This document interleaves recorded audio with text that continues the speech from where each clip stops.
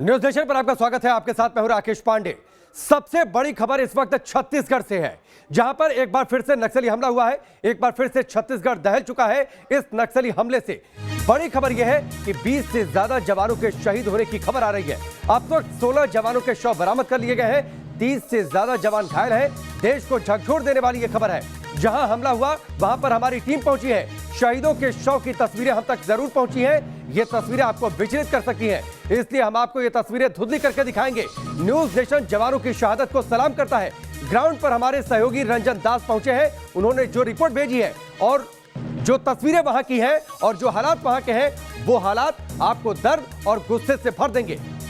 सवाल ये जरूर उठेगा, नक्सलियों का पूरा नाश आखिरकार कब होगा? कब एक ऐसा कोई ऑपरेशन होगा जिसके बाद नक्सलियों का पूरी तरीके से सफाया हो जाए? तर्रेम के इस इलाके में जवानों की एक बड़ी टुकड़ी को निशाना बनाने के लिए नक्सलियों ने किस स्तर की तैयारी की थी, इस वाकये को हम दिखाएंगे अभी आपको। कि ठीक आप मेरे पीछे देख सकते हैं, यहाँ नक्सलियों ने जवानों पर हमला करने का एक बड़ा बम दागा हुआ था। ये जिंदा है या निष्क्रिय हो चुका है, इसकी जानकारी तो नहीं है, मगर ये एक साक्ष्य के रूप में, एक प्रमाण के रूप में से माना जा सकता है कि नक्सलियों की इस मुठभेड़ को अंजाम देने के लिए जिस तरह की व्यापक तैयारी की गई थी, ये इस एक उदाहरण हो सकता है। दूसरी ओर खेतों का ये इलाका है, जो खेतों की मेड़ है, ये कहीं ना कहीं नक्सलियों के लिए जवानों को ट्रैप करने के लिए बहुत बड़ी आधार यहाँ बनी थी। और यही वजह है कि कल जो ये मुठभेड़ हुई, इसमें जवानों को बड़ा नुकसान उठाना पड़ा और नक्सलियों ने एक बार फिर बस्तर की धरती को लहूलुहान करने में कोई कसर नहीं छोड़ी। तो सहयोगी हमारे रंजन दास वहां पर पहुंचे हुए थे। ये तस्वीरें हैं जहां पर नक्सलियों ने जवानों को घेरा, उन पर हमला कर दिया, घात लगाकर हमला किया था नक्सलियों ने। इस वक्त की यह बड़ी खबर है और यह बड़ा हमला बस्तर के बीजापुर में नक्सलियों से यह मुठभेड़ हुई है और इसमें जवानों की शहादत हुई है। 3 ओर से घात लगाया था नक्सलियों ने जवानों पर और उसके बाद ताबड़तोड़ फायरिंग ओपन कर दी थी। जूनागुड़ा की पहाड़ियों पर बड़ी संख्या में नक्सली थे और इसको लेकर एक ऑपरेशन लॉन्च किया गया था सुरक्षा बलों की ओर से। पहले ही सुरक्षा बलों के पास इस बात को लेकर इनपुट थे कि जूनागुड़ा की पहाड़ियों पर नक्सली बड़ी संख्या में वहां पर जुटे हुए हैं। इसीलिए सीआरपीएफ के कोबरा कमांडो, सीआरपीएफ बस्तरिया बटालियन और स्पेशल टास्क फोर्स के 2000 जवानों ने वहां पर ऑपरेशन शुरू किया था। लेकिन इसी दौरान घात लगाकर नक्सलियों ने हमला किया और उसके बाद जवानों की वहां पर शहादत हुई है। ये इस वक्त की बड़ी खबर और हाल फिलहाल का ये सबसे बड़ा नक्सली हमला जिसे घात लगाकर नक्सलियों ने अंजाम दिया है। यह तस्वीर उस जगह की है जहां पर एनकाउंटर हुआ। इस तस्वीर को हम आपको जस का तस नहीं दिखा सकते। इस तस्वीर को हमने धुंधला कर दिया है क्योंकि यह तस्वीरें विचलित कर देने वाली हैं।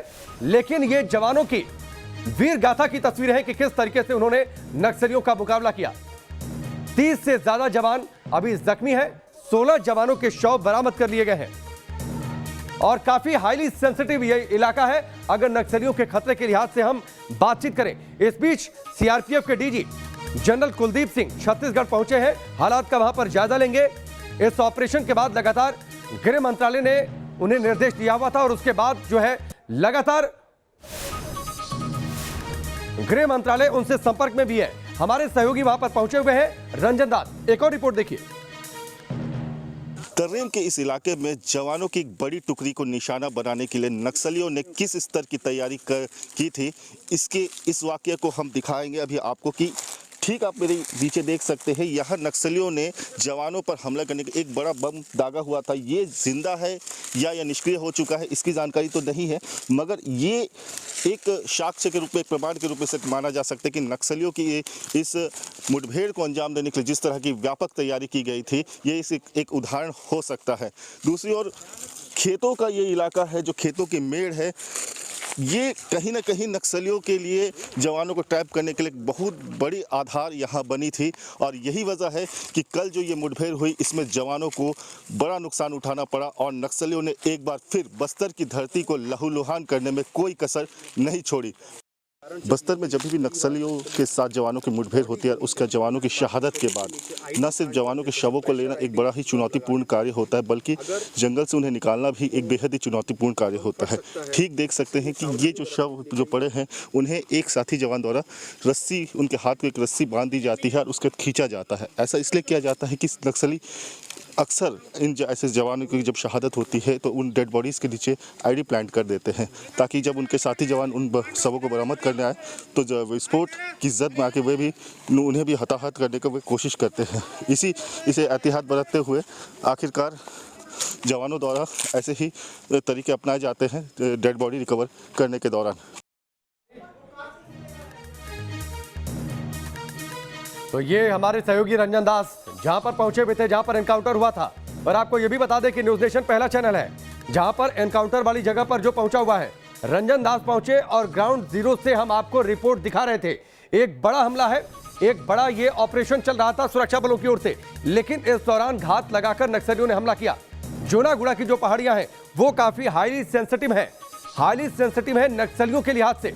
वहां पर नक्सली डेरा जमाकर बैठे हुए थे, एक अड्डा उन्होंने बना लिया था। इस बात की जानकारी सुरक्षा बलों की थी, इसलिए एक बृहत ऑपरेशन वहां पर लॉन्च किया गया था। इससे पहले हाल में ही एक और हमला हुआ था नक्सलियों की ओर से।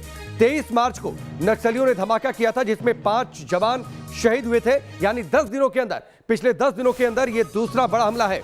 23 मार्च को हमले में 5 जवान शहीद हुए थे और तब नारायणपुर में आईडी ब्लास्ट के जरिए धमाका किया था नक्सलियों ने तरेम थाने से। इसके बाद उस समय तरेम थाने से सीआरपीएफ और डीआरजी के जवान वहां पर सर्चिंग पर निकले थे, लेकिन आईडी ब्लास्ट कर धमाका किया जिसमें 5 जवान शहीद हो गए। और अब 10 दिनों के अंदर एक और हमला नक्सलियों की ओर से। जवान शहीद भी हुए हैं, कुछ जवान अभी मिसिंग है, उसकी सर्चिंग लगातार रेस्क्यू टीम लगी हुई है और लगभग 4 घंटे तक के लगातार फायरिंग हुई है और नक्सलियों को बड़ा नुकसान हुआ है। हमारे जवान भी शहीद हुए हैं, अभी मिसिंग हुए हैं, तो उसके बारे में पूरे आंकड़े अभी आने बाकी हैं। टीम निकली हुई है और मैं उनके परिवार के प्रति संवेदना व्यक्त करता हूं। साथ ही इनकी जो शहादत है वो बेकार नहीं जाएगी और पूरी ताकत के साथ लड़ेंगे। जहाँ तक की बात नक्सलियों की है, वो अपने अस्तित्व की आखिरी लड़ाई लड़ रहे हैं। सर, कोई आंकड़ा निकल के आया है कि कितने लोग घायल हैं, मिसिंग हैं और शहीद हुए हैं? कुछ आंकड़ा आपके पास आया? जो 7 घायल हुए थे उसको रायपुर शिफ्ट कर दिया गया है, वो सब आउट ऑफ डेंजर हैं। और थोड़े बहुत और जो चोटें आई थी तो जिला अस्पताल में उसको भर्ती कर दिया गया, वो सब ठीक हैं। 21 लोग लगभग मिसिंग हैं, उसके रेस्क्यू के लिए टीम गई हुई है। जी, अमित शाह जी से भी, गृह मंत्री से भी आपकी बातचीत हुई है? क्या बातचीत हुई है सर? अमित शाह जी का फोन आया था अभी सुबह और इस मामले में बातचीत की और उन्होंने कहा जो सीआरपीएफ के डीजी है उसको भेज रहे हैं, वो पहुंच जाएंगे और फिर आगे की जो प्लानिंग है उसमें लगेंगे। तो ये संयुक्त रूप से ये अभियान चल रहा है। लोकल हमारी जो डीआरजी है और सेंट्रल पैरामिलिट्री फोर्स है, दोनों का संयुक्त अभियान था। सर्चिंग में निकले हुए थे और इसमें ये घटना हुई। सर, क्या अभी आप बिल्कुल शांत हो जा रहा हूँ। छत्तीसगढ़ के मुख्यमंत्री भूपेश बघेल को आप सुन रहे थे। इस बीच बड़ी खबर यह है, बीजापुर हमले में 22 जवानों के शहीद होने की पुष्टि हो गई है। आंकड़ा बढ़ता जा रहा है। नक्सली हमले में 22 जवान शहीद हो गए हैं, जो अभी तक जानकारी मिल रही है। 22 जवानों के शहादत की पुष्टि है। ये खबर हिला देने वाली है। हाल फिलहाल का यह सबसे बड़ा नक्सली हमला। पिछले 10 दिनों में छत्तीसगढ़ में यह दूसरा नक्सली हमला। इससे पहले 23 मार्च को आईडी ब्लास्ट किया था नारायणपुर में नक्सलियों ने। जब जवान सर्च ऑपरेशन पर निकले थे उस दौरान धमाके में 5 जवान शहीद हो गए थे। और अब 10 दिनों के अंदर बीजापुर में, बस्तर में यह पड़ता है और वहां पर यह हमला किया गया है नक्सलियों की ओर से घात लगाकर। तर्रेम के इस इलाके में जवानों की एक बड़ी टुकड़ी को निशाना बनाने के लिए नक्सलियों ने किस स्तर की तैयारी की थी, इस वाकये को हम दिखाएंगे अभी आपको कि ठीक आप मेरे पीछे देख सकते हैं। यहाँ नक्सलियों ने जवानों पर हमला करने का एक बड़ा बम दागा हुआ था। ये जिंदा है या निष्क्रिय हो चुका है इसकी जानकारी तो नहीं है, मगर ये एक साक्ष्य के रूप में, एक प्रमाण के रूप में से माना जा सकता है कि नक्सलियों की इस मुठभेड़ को अंजाम देने के लिए जिस तरह की व्यापक तैयारी की गई थी, ये इस एक उदाहरण हो सकता है। दूसरी ओर खेतों का ये इलाका है, जो खेतों की मेड़ है, ये कहीं ना कहीं नक्सलियों के लिए जवानों को ट्रैप करने के लिए बहुत बड़ी आधार यहाँ बनी थी। और यही वजह है कि कल जो ये मुठभेड़ हुई इसमें जवानों को बड़ा नुकसान उठाना पड़ा और नक्सलियों ने एक बार फिर बस्तर की धरती को लहूलुहान करने में कोई कसर नहीं छोड़ी। बस्तर में जब भी नक्सलियों के साथ जवानों की मुठभेड़ होती है, उसका जवानों की शहादत के बाद न सिर्फ जवानों के शवों को लेना एक बड़ा ही चुनौतीपूर्ण कार्य होता है, बल्कि जंगल से उन्हें निकालना भी एक बेहद ही चुनौतीपूर्ण कार्य होता है।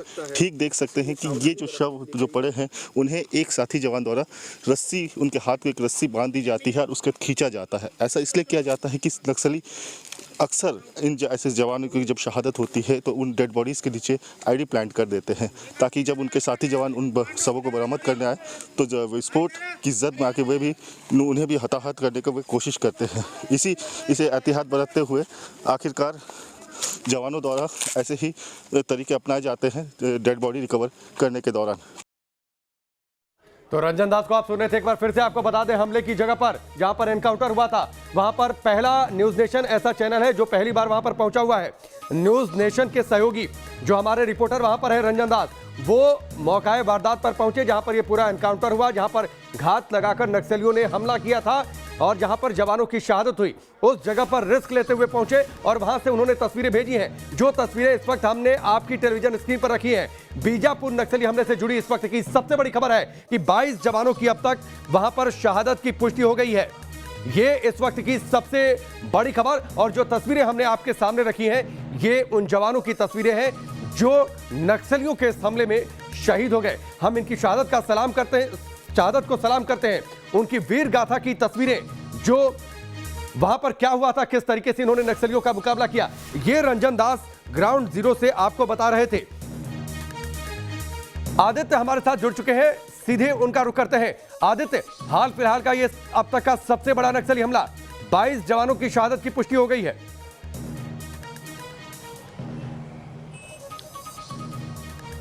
बिल्कुल, देखिए 22 जवानों की शहादत की पुष्टि खुद डीजी नक्सल ऑपरेशन अशोक जुनेजा ने कर दी है। उनका साफ तौर पर कहना है कि 20 डेड बॉडीज अभी रिकवर हुई है और 2 कल डेड बॉडी 2 कल पहले ही रिकवर हो चुकी थी जवानों की। तो कुल मिलाकर इस सरकार के आने के बाद 2018 17 दिसंबर 2018 को जब मुख्यमंत्री भूपेश बघेल ने शपथ ली थी, उसके बाद का यह पहला बड़ा नक्सली हमला है जिसमें 22 जवानों की शहादत हुई। इसके पहले मिनपा में एक हमला हुआ था जिसमें 17 जवान हमने खोए थे, जिसमें 13 जो डीआरजी के जवान थे और 4 उसमें एसटीएफ के जवान थे। टोटल 17 जवान थे। 24 मार्च को एक और हमला हुआ था जिसमें हमने 5 जवानों को खोया। ये इस 2.5 साल के करियर का सबसे बड़ा हमला है कांग्रेस सरकार का। 10 दिनों में ये दूसरा हमला है।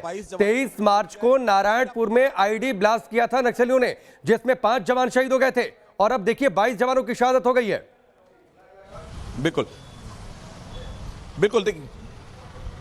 बिल्कुल देखिए, उसमें 5 जवान शहीद हुए थे, वो भी हमारे डीआरजी के जवान थे। डीआरजी को सबसे ज्यादा अटैक कर रहे हैं नक्सली, क्योंकि डीआरजी फ्रंट पे रहते हैं जब भी कोई ऑपरेशन होता है, और उसके साथ साथ एसटीएफ रहती है, कोबरा और सीआरपीएफ पीछे रहती है। मेन मुकाबला डीआरजी करते हैं और डीआरजी से ही नक्सली डरते हैं। तो कहीं ना कहीं डीआरजी पर डायरेक्ट हमला नक्सली कर रहे हैं। हिडमा से सीधी तौर पर लड़ाई हुई है, कल वाली जो मुठभेड़ की घटना है, इसमें 22 जवानों की शहादत हुई है। मैं फिर कह रहा हूं, शहादत का आंकड़ा 1 या 2 और बढ़ सकता है। अभी मेरे पास जो जानकारी है, 24 जवान मिसिंग थे, जिसमें 22 की डेड बॉडी रिकवर हो गई, 2 जवान अभी भी मिसिंग है। तो ये जो शहादत का आंकड़ा है, ये 1-2 और बढ़ सकता है। ये निश्चित तौर पर पूरे देश के लिए बहुत बड़ी घटना है। हिडमा के जो नक्सलियों का सबसे बड़ा कमांडर है, सेकंड नंबर का पोजीशन रखता है वो नक्सली कैडर में। आदित्य, मैं हिडमा पर आपसे अलग से चर्चा करता हूं। 2 तस्वीरें हमने टेलीविजन स्क्रीन पर रखी हैं, वो पहले दर्शकों को उसके बारे में बता दें। पहली तस्वीर है जिन जवानों की बॉडी को रिकवर कर लिया गया है, अब उन्हें पूरे सम्मान के साथ उनके घर तक भी पहुंचाया जाएगा ताकि उनका अंतिम संस्कार किया जा सके, उन्हें उचित सम्मान के साथ, और उन्हें अंतिम सलामी दी जा सके।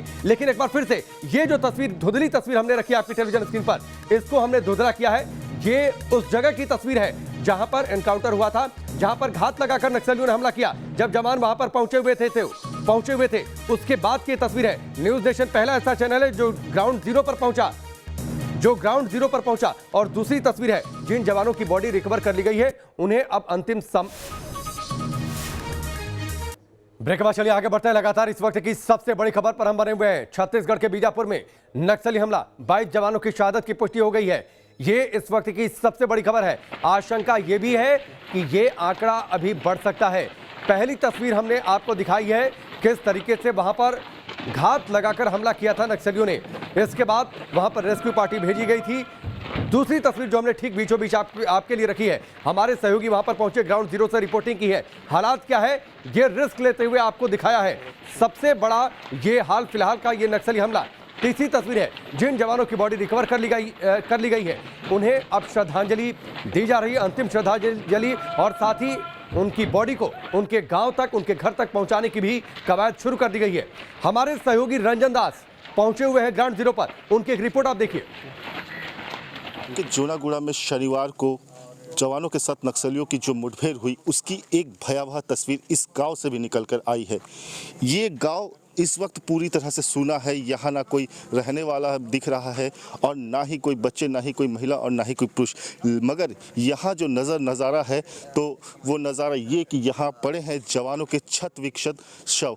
आप देख सकते हैं कि यहाँ गोलियों और धमाके की जद में आने से एक जवान के जो शरीर के चिथड़े ही उड़ गए। इसी तरह गांव के कहीं कुटिया के पास कुछ जवानों के शव पड़े हुए हैं।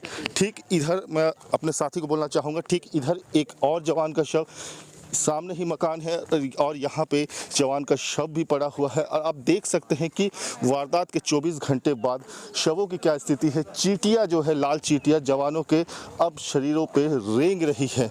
यानी आप समझ लीजिए ये वो दुर्गम दुरस्त इलाका है जहाँ कल इस मुठभेड़ के बाद जो जवानों के जो शहादत की जो संख्या है वो अब बढ़ती जा रही है।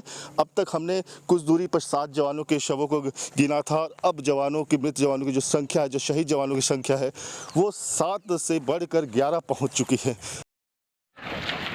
तो ये आपने रिपोर्ट देखी रंजन दास की। दरअसल बीजापुर सुकमा जिले का जो सरहदी इलाका है जिसका जिक्र रंजन कर रहे थे, जोनागुड़ा, ये नक्सलियों का मुख्य इलाका है। नक्सलियों की पूरी फौज एक तरीके से यहाँ पर रहती है और इस बारे में पुख्ता जानकारी थी, जिसके बाद सुरक्षा बलों ने यहाँ पर इस इलाके को घेरा। लेकिन इसी दौरान नक्सलियों ने घात लगाकर जवानों पर हमला कर दिया।